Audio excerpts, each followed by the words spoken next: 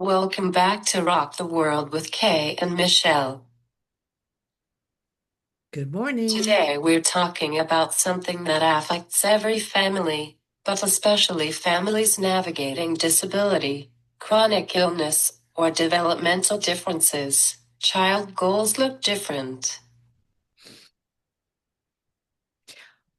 They do. Hi, I'm Michelle. I'm with Movement Lesson. I'm here with Kay, Neurodivergence with Kay. She has lots of podcasts, not just this one.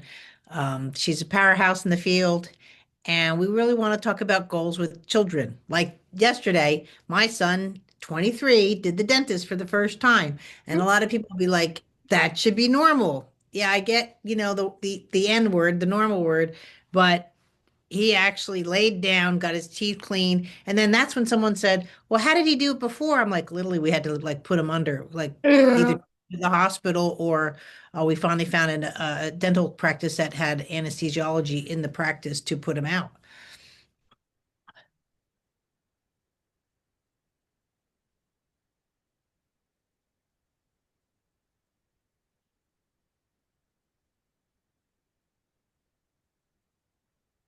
Dentist isn't fun.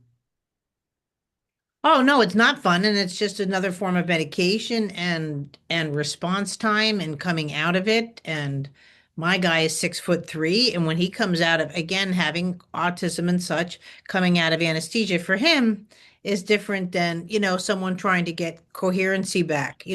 He's more like, "What did you do to me?" And he's not going to hurt you, but he's still on a defensive mode. Before we dive in, just a quick reminder, the experiences we discuss on this show are for educational purposes only. Please don't substitute them for professional medical advice, diagnosis, or treatment. And if you notice pauses during this episode, keep listening. Sometimes someone is processing, or it's just the natural rhythm of real conversation. And I come at this from the other side, being the child those goals were written for. Right, but also too, we'll be covering this. You have goals of college, you have goals of graduation, what you're going to do in life.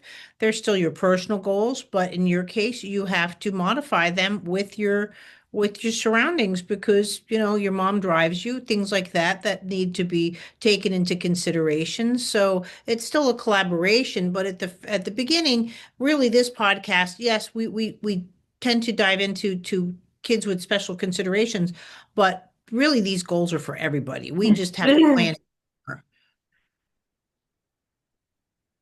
When we say goals, most people think milestones. Walking, talking, sitting still, keeping up. But in real life, especially for families navigating complexity, goals are often about safety, regulation, and access long before they're about skills. But in real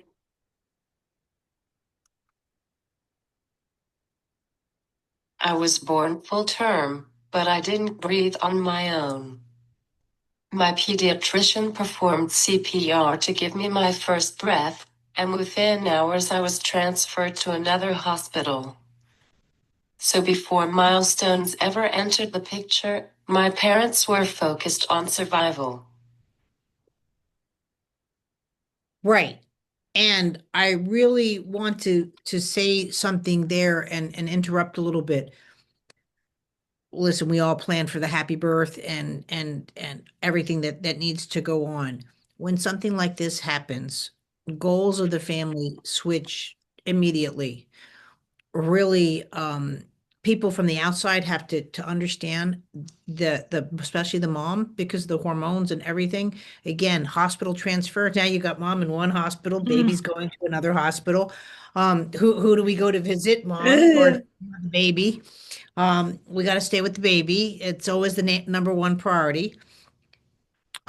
So post-traumatic stresses are occurring right before your eyes. It's not a time to barrage a new parent with a lot of questions. the one question you need to ask, and again, these go towards goals. How can I help you? And it might be financial. It might be just time. Listen, I need 5 minutes to just go bathe myself. Can you just stay with the baby? You know what I mean? Those kind of things. It might be just something that simple. But you worrying or asking all the details, and do the doctors know yet? They're telling you what they know, but at the same time, it's exhausting to go over the same point over and over again when you're just sleep deprived, hormone deprived, and most of all, you don't know what goals to set up yet. And this is okay. You're going to be a limbo time. I do offer a free NICU to home, for this reason, because of just that micro management during this time.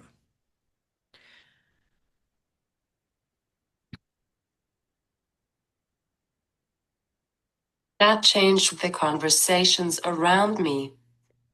Not just what adults expected, but how they spoke, planned, and worried. Right. The biggest thing is, or the biggest gift my son's never has taught me, I don't worry. Now, no offense, if Kay suddenly was needing medical care or something like that, yes, I would be concerned. How can I help her? But me worrying is not going to help Kay. And me worrying and telling Kay I'm worried is not going to help her, as an example. I've learned to worry about the real things, the big stuff. I don't worry about things that may never happen. When you have a child, especially with my son who's chronically ill, and the surgeries and everything that I've had to do, or we've had to do, I'm really not in it for, um, I'm worried about the next surgery. I don't start planning my life ahead of the cart at all. And it really is a thrilling gift when you see it applied to other areas in your life. That being said, we're here to talk about setting up goals for your child and how to work around those goals. Your first goal is what we're talking about here is in any case is getting your child medically stable. Later, I was diagnosed with epilepsy. Right. And again, these come into, again, your goals suddenly change for the household. Um, Understanding epilepsies, what they need to do for you, what has to happen. Does your medication have to go to school or to a caregiver? Can I no longer take a vacation because I can't take my medication with me? All of these things will go through your brain as you're going through it, setting up the goals for your child. There are seasons where progress meant fewer seizures. That didn't show up on a milestone chart. Oh, absolutely. Goals don't show up on a milestone chart. A milestone chart is there to get your child through certain areas of static pose or locomotion, and they're well to be deserved. But at the same time, too, um, really, when you have a medically complex child, and medically complex will vary from person to person. I'm a bit more seasoned. My son's had 30 surgeries. He has autoimmune failure. What I laugh about Haemophilus influenza and staph and sepsis and preseptal and near-death experience and so forth. The laugh is part of my organization, my goal setting. You know what I mean? I'm not saying that you need to laugh about your kids' problems when you're in it. You're just like, you know, and so that's just fine. My son's now 23. Again, like even after the dentist yesterday, he was covered because he literally just like this, they would come at him and he just was like spitting. I'm like, Graham, solve the problem. Here's a napkin. He's like, because he just literally was just spitting it out. So when he was done, he was covered between spit and water and this and trying to get everything out of his mouth. I said, "You look like a duck that just had a bath," because he was just, but again, I try to find the humor instead of the, that's not the time for me to say, "Oh my gosh, I didn't bring a spare outfit and this, that." You know what I mean? Like it is what it is. And these are where, again, your goals are going to change as a parent, especially with a special kiddo, because you have to elongate everything. A deaf person once said full sign language would be better than fingerspelling, but in my story we disagreed for two reasons: fine motor skills and teaching family. Sign language became my first language. Fingerspelling worked better for my body. Eventually, AAC gave me access. Right. So your goal in that statement was to have full on communications with another person. It is one of the things as a movement specialist that I have to tell parents. And when parents will say, "But my child understands all that," I said, "Yeah, but right now they can't say I want the stuffed wolf on my bed." You know what I mean? Just because they know it's a wolf and you say it's a wolf, they can't state their needs. How are we going to make this happen? Sign language is great, but it's not universal. So if I go to India, it's a different it's Indian sign language versus American. So there's a lot of things are familiar, but they're not. And also too, like you said, fine motor skills, and also as well as unfortunately with sign language, your fine motor skills have to go much faster than they typically do during that age period of development, right? That's why we're at clappy clap. We're not sitting there playing the piano, you know what I mean, at 18 months. Those skills come later. And so there's again, there's benefits in that, but by not offering a child a way to communicate to you, even with picture cards, is really hard. They get frustrated more. They don't want to do certain things. They can't communicate their needs. They can't even say that they have a tummy ache or a headache or something or a tag scratching them in their back. All these things like a parent almost has to be psychic sometimes it feels like. And so these are really big goals to look at, and they should be looked at much early on than people do. They think because I say something and the child understands that that's communication. But the goal is for your child to state their needs because that's what language is. I want something. I want to know how you're doing. Hi, how are you? I want to know how you're doing. I want something from you. What mattered wasn't how I communicated, it was whether adults were willing to slow down and listen. Right. In your case, I remember in first grade, the kids complaining to me that they couldn't understand Graham. And I said, you know what? Graham is the best speller, which he was. We were doing holiday cards. I said, do you want to know how to spell Christmas? And now he sounded like a robot. CHRI, you know what I mean? But so all of a sudden everybody, and they were using him. And I was fine that they were using him, but they suddenly saw him as a resource versus somebody they had to take care of or somebody that they had to avoid. And so once they knew he was a resource, then, he became friends with people and so forth. It's sort of like you have the ball and I have the net. You know what I mean? It's a resource. And the collaboration started. But a lot of people would say, oh, they're just using my kids or still not talking to them. I don't care. As long as somebody's talking to my child, I'm good. That was my goal. Here's a hard question: is this goal for the child or for the adults around them?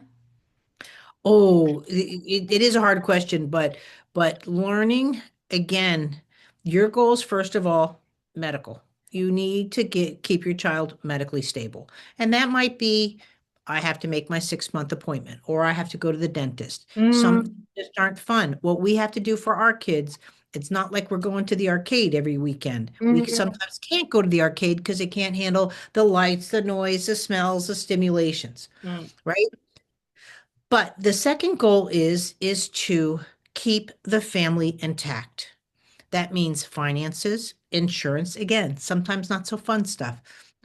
The communication that you have with your partner as a parent, the spouse, even if the family is separated, when you have a special needs child, you have to have more communication than you'd like. It's not like you can just show up and drop a kid off on Friday because it's their time to spend time with the child.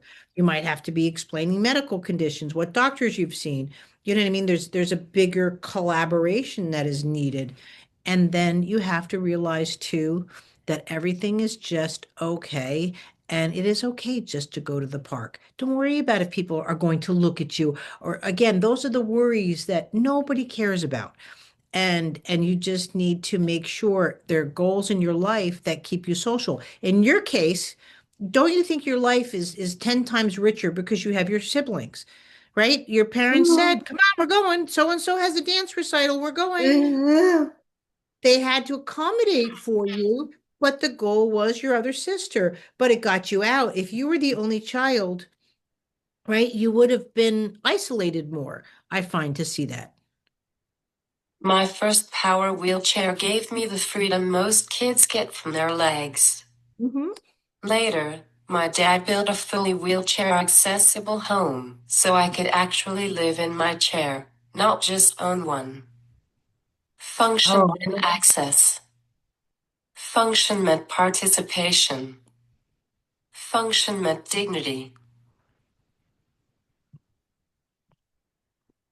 one of the things we have to do, hey, is we need to do a podcast and bring your dad in and show off the house because not many kids have a whole custom home built by their dad, but it would give a lot of other parents ideas. Maybe they're not able to pick up a hammer, but what it takes. Again, this was a big goal for your father. It's not like, oh, I think I'll build the house and tomorrow it's done. A lot of goals do take some time, Yeah. and they have to think of, again, your future self. Do we design it for a wheelchair or your power wheelchair? Power wheelchair, you're going to need a bigger ramp. Not much, but again, more room for you to get around. Those goals didn't lower expectations. They made life possible. That's what a goal is. They make life possible. You can dream all you want. We can take this to just saying, I want to do, or I hope one day. No, when you start setting a goal, you're one step closer for making things happen. They make things possible. So whether it's a minor goal or goal you don't want, oh, I've got to go to the doctors. Guess what? It's one less doctor you now have to see in your life. It's necessary. You have to keep your child with that. And then your last goal is now you've got to bring in your team. Most people aren't thinking about a team. You have to bring a team for usually your local state provider. We have Department of Developmental Disabilities or your DDD support coordinator here. Then in lots of states, the school will take over at the age of 3. There's lots of different ways that the goals will change for the child. I started physical, occupational, and speech therapy at 1 year old. I was quickly labeled nonverbal, but I was always communicating. Right, but unfortunately, too, your parents didn't get the help they deserved because you should have had, these services, the first month of life. And this is also what people don't understand, that we think that because your services aren't being provided, that you don't have anything to worry about as a parent. Oh, if my doctor was really worried, they would have told me to get physical therapy. No, they're there to handle viruses and colds, not your therapy program. And so it's just a miscommunication because it's not on your goal list yet. It doesn't mean it's on theirs either. Children with different needs grow up. I was mainstreamed in school. I joined drama club. I ran track in my walker. I walked across the graduation stage with assistance. I wasn't successful because my goals were typical. I was successful because my goals allowed me to belong. And you were successful because your parents' goals saw something for you that they Mm. wanted from you. And whether you delivered it or not, they were there to help you achieve Yeah. those goals. And so that's where, again, the goals have to not be just in your head of, oh, I want to walk for graduation, right? Then it needs to be coordinated within the family. And sometimes parents push you, and sometimes you push the parents, but that's part of the process.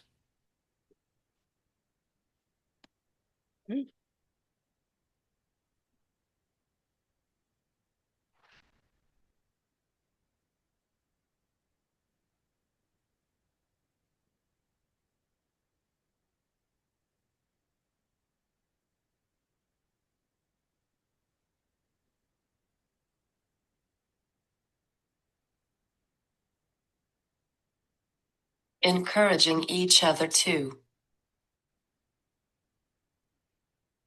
There's a lot of encouragement that needs to be done. And also too, when a child wants to spread their wings, whether it's their first step or it's going to college, let him. And it'll be a bit, the timelines are going to be different. Like my son graduated from ASU with honors with a 3.75, 2.5 degrees, Phi Beta Kappa. And I know that seems like a brag, but at the same time, my son after graduation just did the dentist for the first time, where most kids are doing that when they're four. You know what I mean? So it's just things are just going to look different. Now, do I care if Graham ever went to Agreed. the dentist? Right. I don't care if Graham ever went to the dentist, like unless they had to put him out. If they had to put him out for the rest of his life, at least his teeth are getting cleaned, fine, no problem. My goals and his goals, we concentrated more on the school. That's what he enjoyed. That's what he likes to do. A goal of going to the dentist, being able to sit there. Do you know how hard it is to just say, okay, Graham, open your mouth a little bit wider? Because when they say open your mouth, because they don't give parameters, he just goes like this. He just goes, uh, like, like, no, you have to open your mouth. And he's like, but I am opening my mouth. You know what I mean? Like it's just that communication.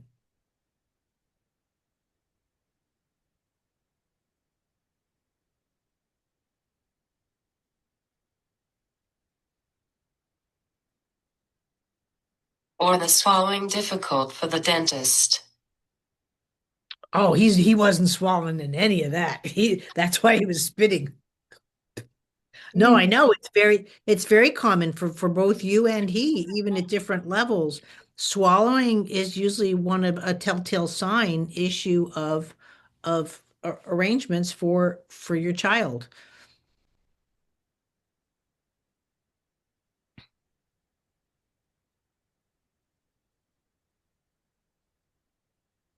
If your child's goals look different, you are not failing them. Today, college for me looks like fewer classes, more time, assistive tech, and no shortcuts. Same standards, different access. I'm a college student, a paradressage rider, a talk show host.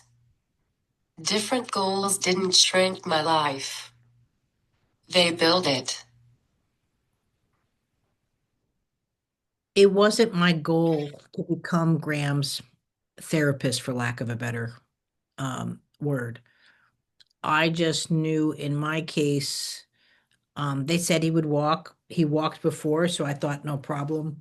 Then they said he's never going to walk because they had this magic cutoff time of 2. Um, his goal at 4 was to say mom, and he got diagnosed back then. It was a diagnosis, and I'm saying it because he was diagnosed mentally retarded. That's you want to put a goal around that. That's a hard pill to swallow. I'm glad they changed the name, but that was my reality. Being told, yeah, but your kid's mentally retarded. It's that diagnosis, in a sense, was worse than the autism because it just stopped them. The goal system of the community went down the toilet, right, based off of that diagnosis, because they just deemed that as him being incapable.